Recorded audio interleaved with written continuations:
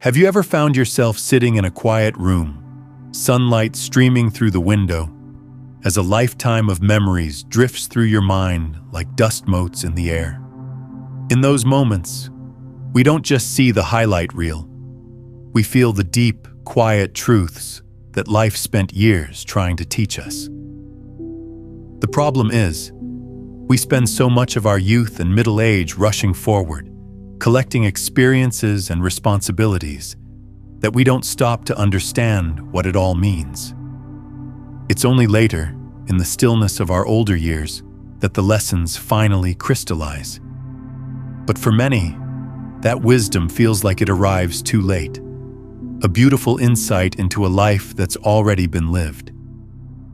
It can bring a sense of quiet sadness for the things we wish we'd known sooner.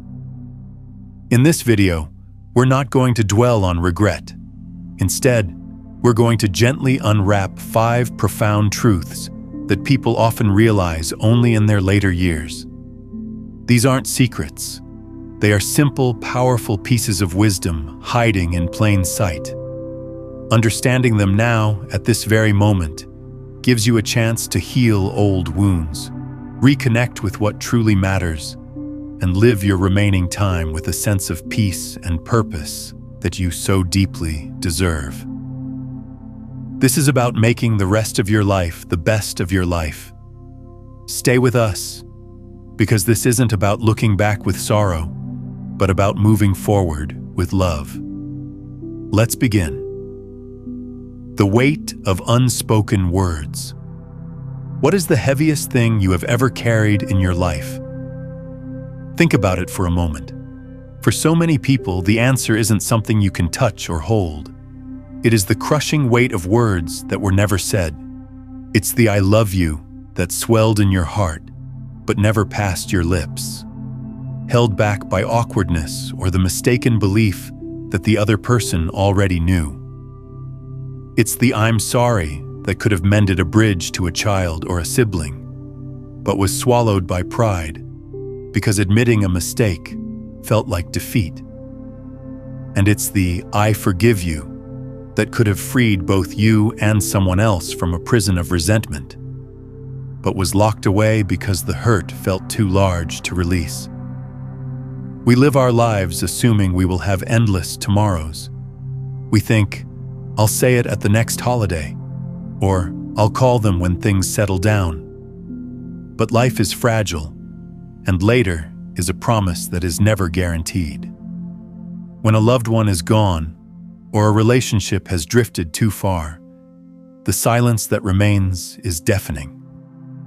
It echoes in the quiet hours of the night, replaying conversations that never happened. The weight comes from the finality of it all. You can no longer pick up the phone to clear the air. You can no longer offer that hug and whisper the words that needed to be heard. This burden doesn't just affect our memories, it settles into our soul. It can manifest as a deep, unnamed sadness or a lingering feeling of incompletion. We were taught to be strong, to be stoic, but we were rarely taught that the greatest strength lies in vulnerability, the courage to speak from the heart, even when it feels difficult. Acknowledging this truth isn't meant to cause pain. It's an invitation to look at the people in your life right now and break the silence. The relief that comes from speaking your truth, from letting love and forgiveness flow freely, is one of the most profound gifts you can give not only to them, but to your own peace of mind. But the conversations we fail to have with others often mirror a silence we keep with ourselves. The emptiness of a borrowed life. Take a moment and look back at the long and winding path you've walked to get here. Was the map for that journey drawn by your own hand? Or was it a map given to you by someone else? This is a question that surfaces with incredible clarity in our later years. Many people wake up in their 70s or 80s and realize with a quiet jolt that they lived a life that was expected of them, not the one their soul truly yearned for. They became the doctor their parents wanted, married the person everyone approved of, or stayed in their hometown out of a sense of duty. They chose the safe, predictable road because the path of passion felt too risky, too uncertain, too selfish. And for decades, that life was enough. It was good.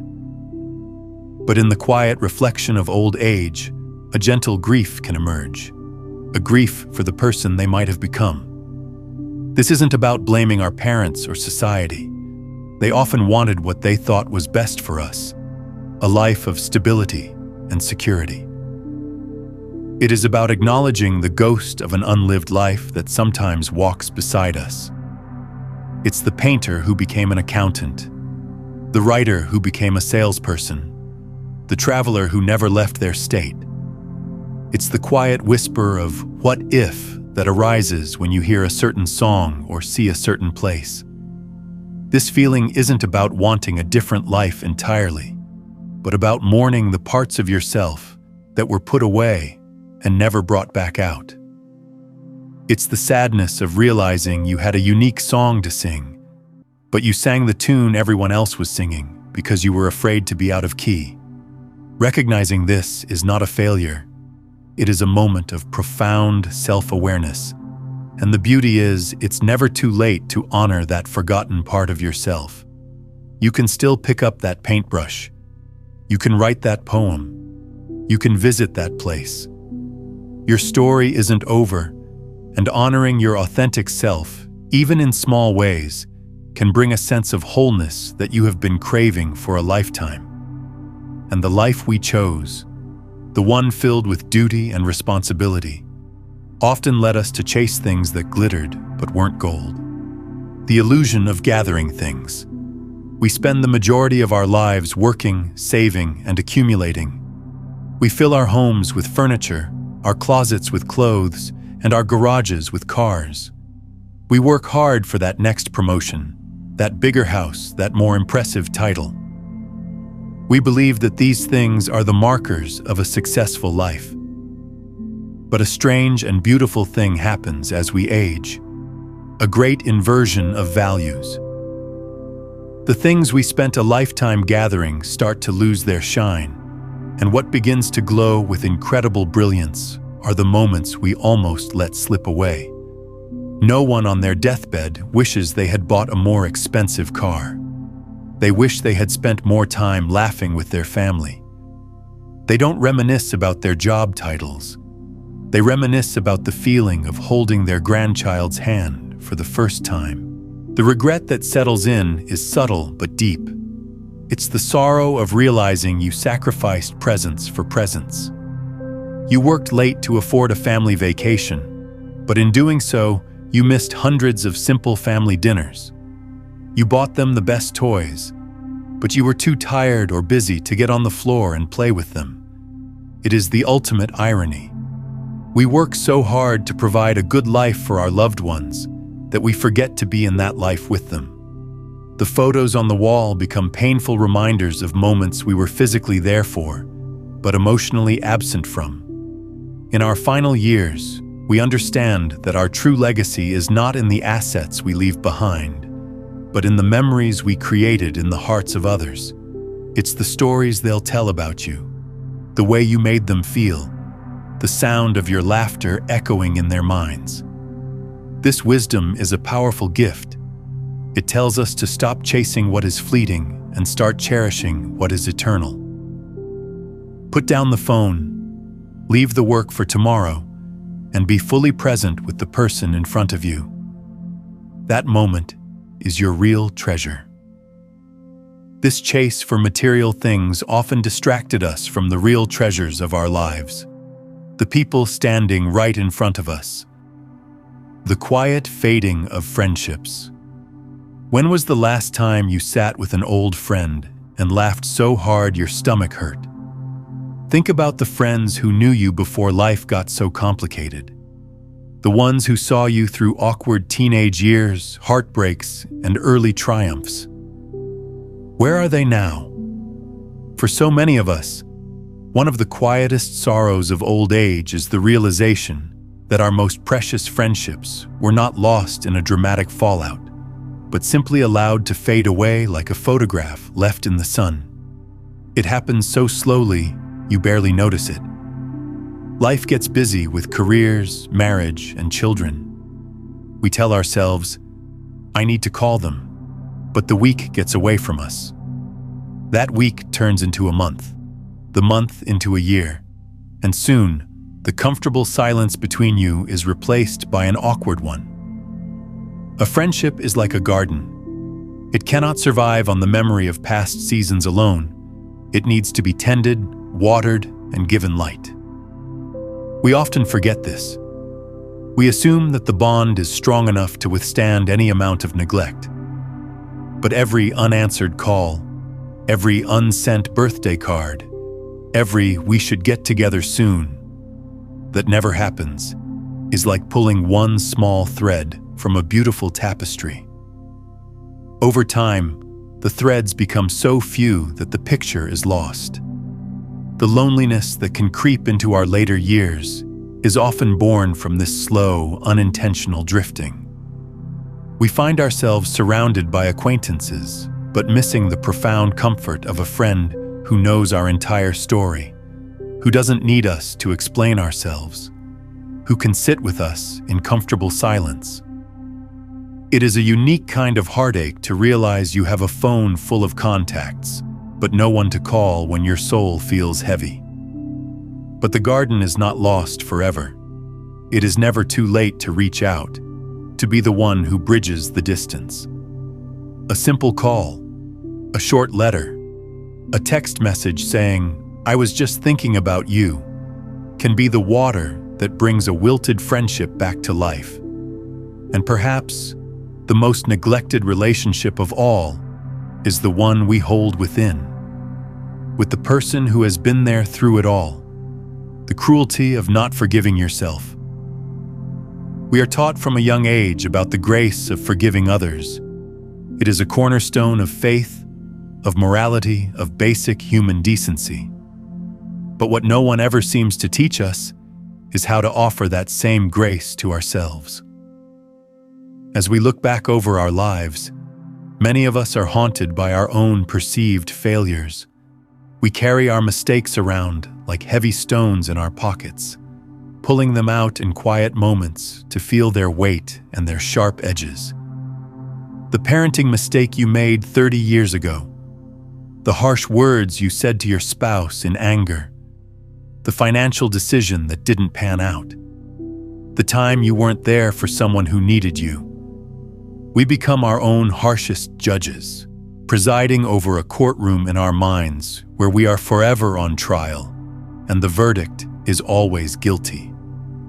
This lifelong burden of self-blame is one of the cruelest punishments imaginable. It poisons our ability to feel true joy because we feel we don't deserve it. It hinders our connection to God or the universe because we feel unworthy of spiritual peace. We can accept that others are flawed, human, and capable of making mistakes, but we hold ourselves to an impossible standard of perfection. We would never speak to a friend the way we speak to ourselves in our own minds. The final, profound realization for many is that forgiveness was never something to be earned. It was something to be accepted. It is the understanding that you did the best you could with the knowledge and maturity you had at the time. It is the acceptance of your own beautiful, messy, imperfect humanity.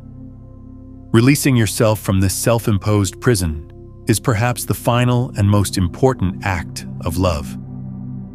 It is the key that unlocks a sense of deep, abiding peace that nothing else can provide.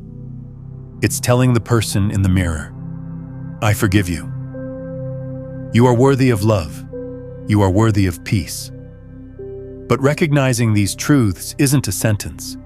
It's an invitation to live differently, starting today. Final thoughts. As we come to the end of our time together, let these 5 truths settle in your heart.